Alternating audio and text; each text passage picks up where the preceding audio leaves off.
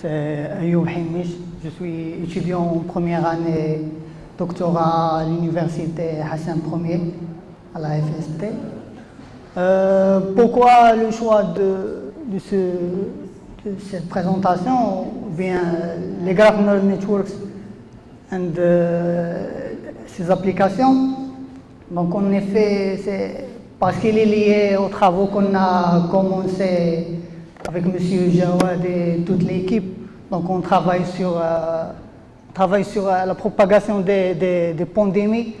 Donc le Covid comme exemple avec les Graph Neural Networks. Donc je suis au cours d'explorer les Graph Neural Networks. Et donc je vous invite à explorer avec moi Donc je vais commencer par des notions de base. Donc la théorie des graphes. Donc un graphe, donc c'est une structure de données qui est composée de les nœuds et les arrêts. Donc mathématiquement c'est une formule de G, les V, les E, donc V les sommets, c'est les nœuds ou bien les sommets, et eux, ce sont les arrêts.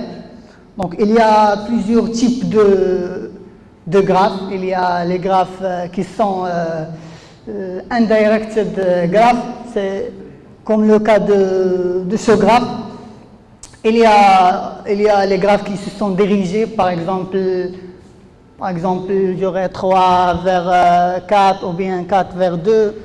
Il y a aussi les graphes, le weighted graph. Donc je contiens le poids des arrêts. Et il y a aussi d'autres types.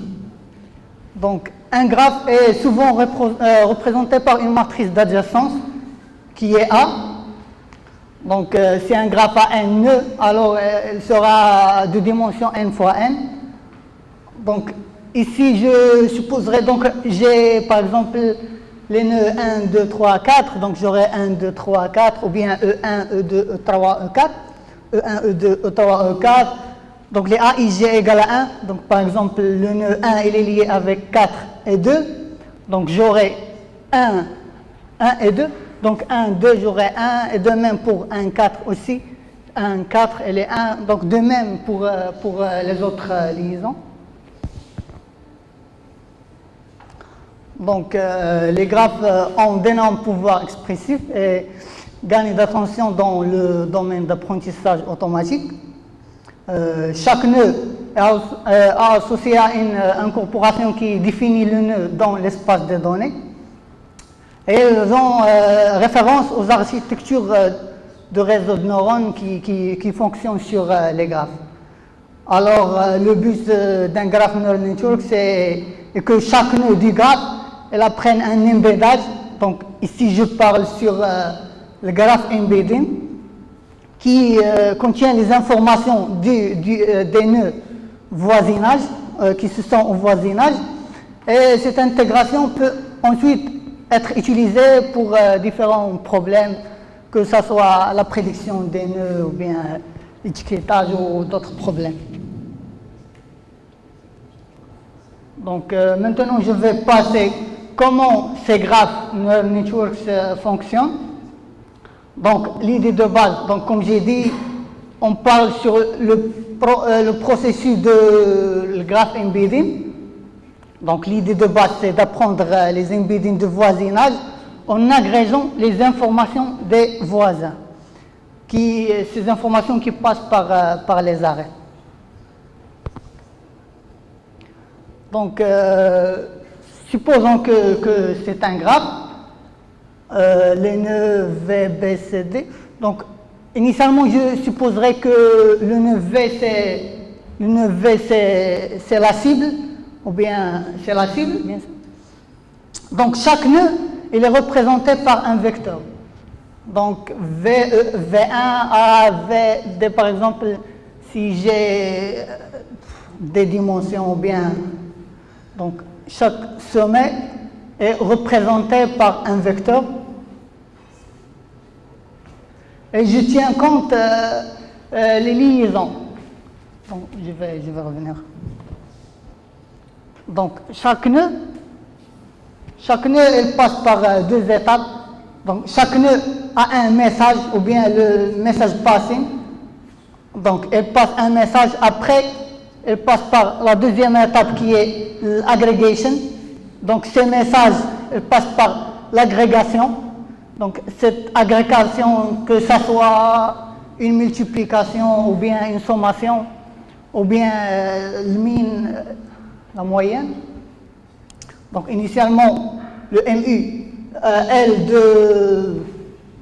L couche, si on a par exemple L couche, donc le message de HU, L-1, donc chaque nœud créera un message qui sera envoyé aux autres nœuds qui se sont au voisinage.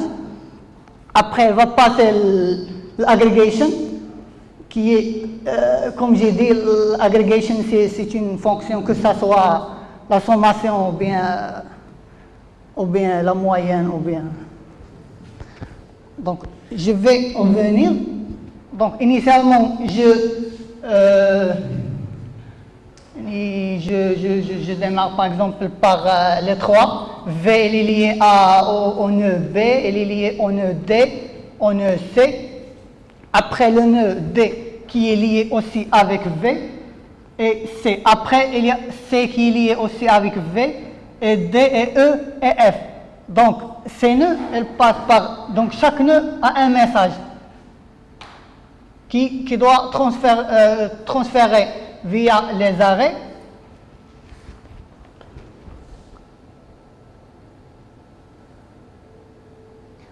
Donc, je vais parler un peu sur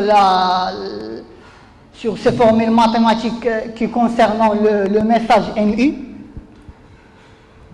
Donc, le message MU de couche L.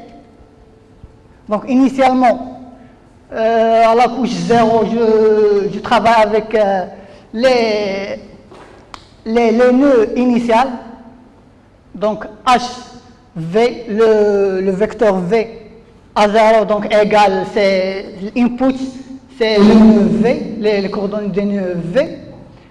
Il y a aussi la représentation du V de L couche. Elle est composée d'une fonction d'activation qui est multipliée par oméga L, la sommation de ce terme. Donc oméga L plus le biais fois la représentation L-1 du nœud précédent. Donc, oméga L et BL, c'est les matrices de poids et de biais. Donc, ce terme, le 1 sur la norme, c'est la normalisation de l'ensemble des nœuds qui se sont au voisinage. Et H, c'est l'étape précédente. Donc maintenant, je vais passer aux applications. Donc il y a plusieurs applications. Il y a des applications, par exemple, dans le domaine de chimie, par exemple les molécules et la construction des parfums. Il y a aussi dans le domaine de social media, par exemple Facebook, quand on parle sur les amis en commun, donc elle utilise les graphes. Il y a aussi, quand je parle sur... donc je vais passer, puisque comme j'ai dit, premier temps, c'est... Donc je souhaite présenter une application, ce que fait les gens concernant la propagation avec les graphes. La propagation des pandémies avec les graphes. Donc ici, j'ai basé sur un article de Al Kapoor, donc sous le nom de Examining COVID-19 Forecasting Using Spatial Temporal Graph Neural Networks. Donc en effet, ils construisent un réseau spatio-temporel qui est capable d'apprendre la dynamique complexe les nœuds ici représentent les villes les États-Unis. Donc, oui. Donc, les arêtes. Les arêtes, ici, il y a les arêtes spatiales et temporelles. Donc, les arêtes spatiales représentent le mouvement direct d'un lieu à l'autre, d'une ville à l'autre. Ils sont pondérés en fonction des flux de mobilité. Donc, ils utilisent les données de mobilité fournies par Google ou bien par Facebook. Il y a aussi les arrêts temporels qui représentent simplement, c'est juste des connexions binaires au jour passé. Donc, comme vous voyez sur la figure,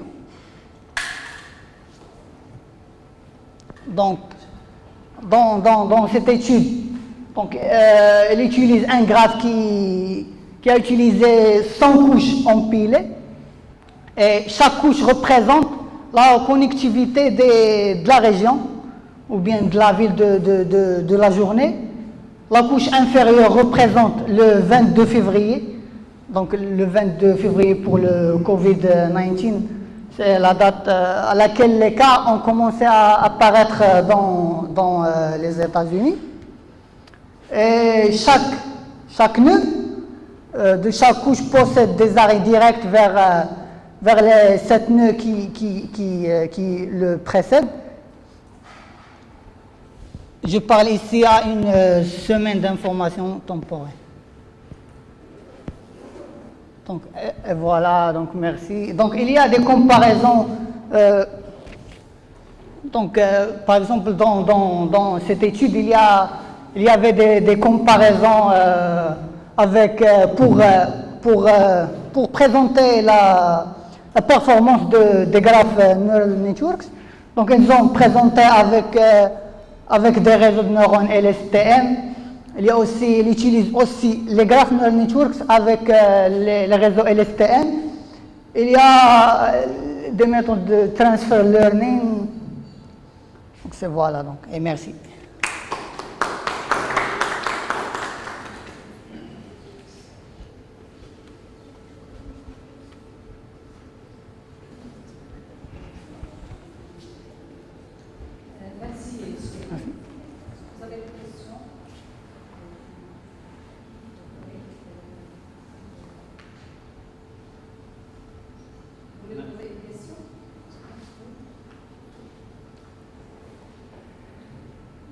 Bonjour. Merci pour cette présentation. J'ai juste une question à propos du message qui était transféré entre un nœud et un autre nœud.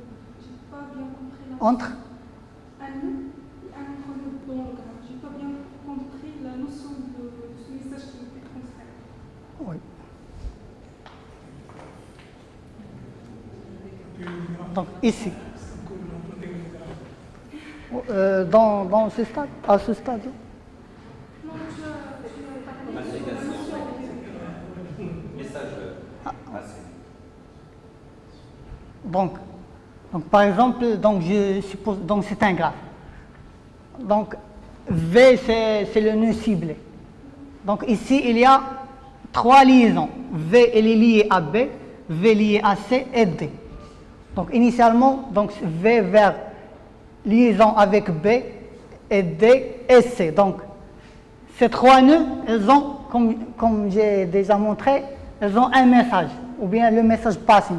Elles doivent passer un message vers ce nœud. Donc, j'ai B et D et C. Donc, le B, il est lié aussi avec V. Donc, il y aura aussi une liaison, ou bien une connexion avec le nœud cible V. Après, D. Donc, je suis dans la couche. Dans la couche. Donc, D, il est lié avec C. Et avec V. L'idée peut-être, normalement, lorsqu'on a. Il y a un premier concept. C'est que là, nous avons des nœuds et on peut utiliser un réseau de neurones pour faire les traitements que l'on fait toujours. Mais la théorie des graphes, c'est une information supplémentaire, c'est une connaissance. Donc, elle a vu parmi les choses intéressantes propriétés graphes, c'est qu'ils nous permettent d'injecter dans le réseau de normes standards de la connaissance. Par exemple, lorsqu'on va traiter le langage, c'est l'eau, RNN, c'est un graphe pour la traduction. Mais si j'ai une connaissance de la sémantique, des liaisons, le verbe toujours avant, les liés, etc., je peux dire des liaisons entre elles. Et comme ça, le réseau de neurones va prendre en compte la connaissance, de l'expertise que j'ai avant. On a la même chose. Nous avons des mots. Et nous voulons, il y a beaucoup de choses, bien sûr, parce que c'est pourquoi j'utilise le nom. C'est soit pour analyser un graphe, par exemple. Tout le graphe d'une ville, toute la ville. Ou là pour comprendre ce qui se passe un client, une personne.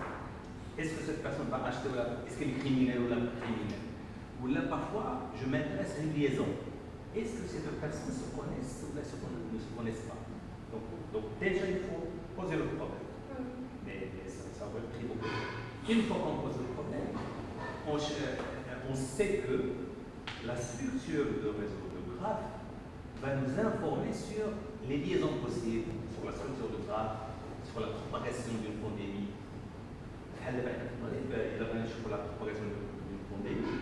Il est intéressant de mettre des liens entre les gens. C'est le frère de celui-là, il travaille avec l'autre, etc. Au départ, ce qu'il est en train de montrer, c'est la phase d'apprentissage. Au départ, quand je crée le graphe et les nœuds, je ne sais pas les relations qui j'ai beaucoup d'informations. Je dois retrouver l'information. Comment je retrouve l'information? En définissant les liens, par exemple, de voisinage, de parenté, de famille, etc. Je passe par l'apprentissage, une phase d'apprentissage. Avec la phase d'apprentissage, il y a le message passe. Voilà. Donc, on essaie de faire passer l'état. Le message, c'est l'état interne, attaché. Il est le pour influencer avec le nœud. Je suis pas malade du Covid maintenant, mais ma famille est pas malade du Covid. Je suis un petit peu les malades, si je suis un message, c'est une combinaison de leur état, les filles qui sont malades. On dit je dois être infecté par un degré. On utilise la moyenne, on utilise la somme, etc. Parce que les réseaux de neurones, il n'y a pas de structure. Tous les nœuds autour jouent le même rôle. Donc je dois avoir cette agrégation qui est la même invariante par permutation. Donc il y a la somme, la moyenne, maximum. Il y a aussi la concaténation, je pense. Voilà. Dans, Il y a d'autres questions? Alors je pense que je donne la parole à M. Gabonor pour la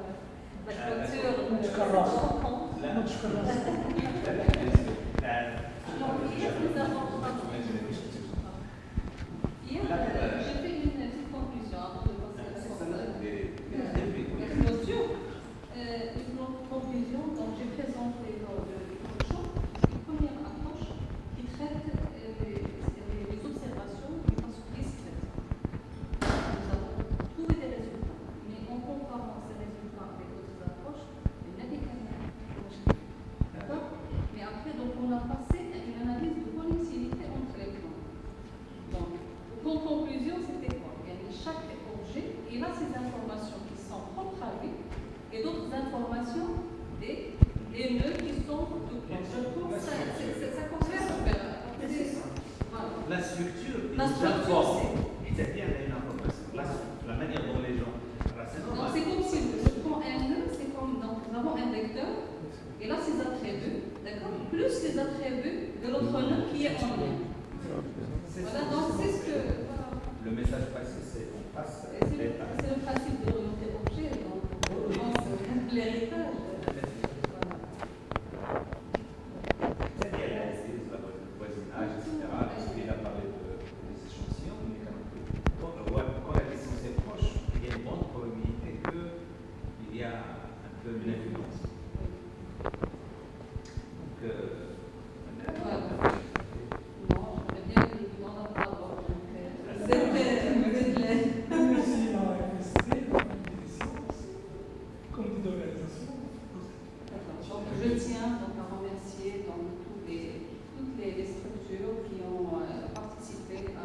l'organisation de cette rencontre scientifique.